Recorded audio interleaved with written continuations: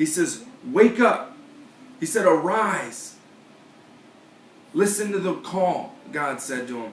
And then later on, what happens? Those mariners, those people on the boat, when he was sleeping, arise, get up. In Ephesians, it talks about this very thing in chapter 5. Awake, O sleeper, and arise from the dead, and Christ will shine on you. Awake, arise, and shine. When God awakes you to His Word, it causes you to become alive. And once you become alive through the Spirit, it causes you to shine in the midst of a dark and corrupt generation. That's what the Word says. You shine like stars in the midst of a dark and corrupt generation. You shine, guys, because you have the revelation of the Father. Wake up. Maybe this is you today. Maybe this is you. Genesis 50:20 says that what the enemy meant for evil, God meant for His glory. And what we see happen is that the same people that Jonah fled and left with were the very people that tossed him into the storm to cause the sea to stop. See, the enemy tried to destroy him with those lives, but I'm here to tell you that, guess what? There may be the same people that you're getting into trouble with and you're going down the wrong path with. Those will be the same people that God uses to thrust you back into the call and destiny that God has for your life. And I pray that you're encouraged by that word. I found myself, just like I posted on Facebook, in relationships I shouldn't be in, around people I shouldn't have been in, because I was afraid of the call and it almost killed me. But God said, just in the nick of time, He plucked me out of that situation, put my feet back on solid ground, and 2 years later, now He has opened up a door of opportunity for me to come and impact lives, encourage people by my testimony. It's all because of His glory and what He did. And that's what I'm excited about, is we get a chance to look at 9, 10, 15 guys that come on every Tuesday, and you get to hear their story on how God came just in the nick of time, and He hurled them into the eye of the storm and did something so crazy. Are you willing to just stand, and when you've done all to stand some more, and to trust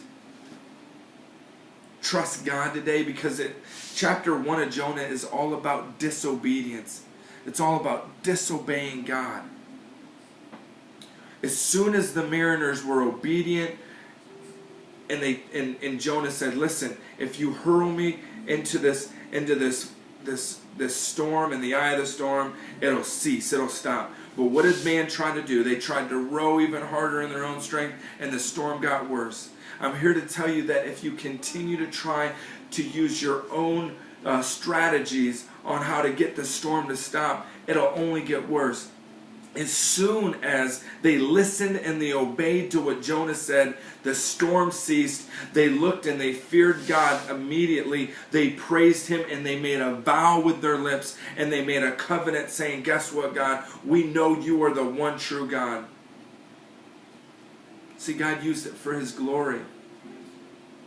Jonah may have been fleeing away from God, going to a place called Joppa, that means to make one's beautiful. It means to make me look good. That's what the world wants to sell you. Are you buying into that? Or are you buying in the kingdom of God that says that you are beautiful in the sight of God, and that there's no fear in God, for perfect love casts out all fear? It ends up with Jonah being swallowed up by a whale and in the fish for 3 days and 3 nights. Isn't it a beautiful picture on how Jesus and Jonah both did the same thing?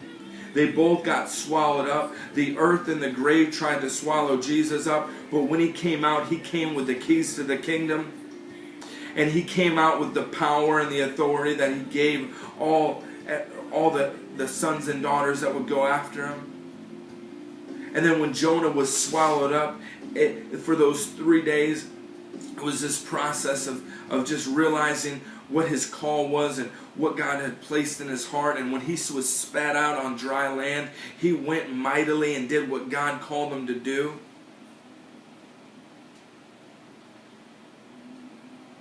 I pray you're blessed by the words that are in Jonah chapter 1. And I pray that you guys can come out and spend some time with us. We'd love to have you here. These are the conversations that we talk about, and we go way more in depth into it. But I wanted to give a quick overview of some of the things and some of the points that were brought out. So I pray you're blessed by this, and I pray that I see you here in the next 11 weeks. It's going to be dynamic. There's going to be fellowship made. There's going to be friendships made. There's going to be community established, and there's going to be men of God that are young, that are going to rise to the occasion and stand for truth in the midst of a dark and corrupt world. So thank you for listening, and I pray you're blessed by this.